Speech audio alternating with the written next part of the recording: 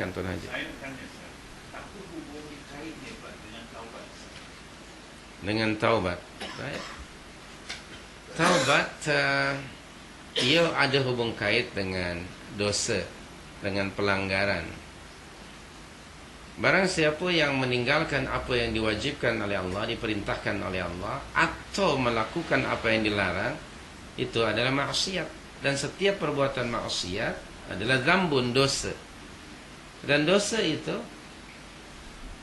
ada dua, ada dosa yang besar, ada dosa yang kecil. Dan dosa yang besar tidak akan diterima, tidak akan diampuni oleh Allah, melainkan melalui taubat. Dan orang melakukan dosa ataupun maksiat, ia adalah menggambarkan hati yang kotor, jiwa yang kotor.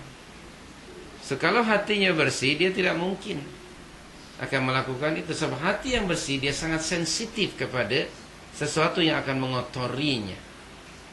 Hati yang bersih, dia melihat kemungkaran, dia disagree. Dia tidak boleh tidur melihat kemungkaran. Dia akan mengambil tindakan untuk merubah yang mungkar menjadi ma'ruf. Orang itu akan hassas, sensitif atau tidak, dia sangat bergantung kepada hatinya. Dia shining atau tidak, hati dan jiwa seseorang, dia sangat bergantung kepada sikap dia, bagaimana cara membersihkannya. Kebanyakan orang, mereka yang dirahmati oleh Allah, sekarang melihat kemungkaran, tidak ada apa-apa pada jiwanya. Bukan begitu? Tiap hari kemungkaran berlaku, tidak ada kesan pada jiwa kita. Ini menunjukkan jiwa kita mungkin kotor, tertutup. Dan hati ini ada hati yang hidup, ada yang sakit, dan ada yang mati. So itu nanti akan kita bincangkan. Apa dia kriteria hati itu hidup dan bersih? Apa kriteria hati itu sakit? Apa kriteria jiwa dan hati itu mati? Orang yang memilikinya mungkin tidak menyadari, karena itu sesuatu yang abstrak. Kalau nak tahu, tentu kita nak tes dulu kan. Ada satu test pen dia. Kalau nak tahu ada karan tu kan, letak saya semut ni kan.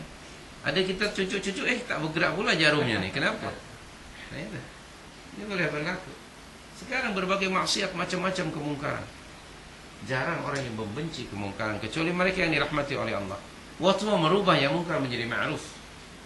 Yang ada barangkali menaja kemungkaran.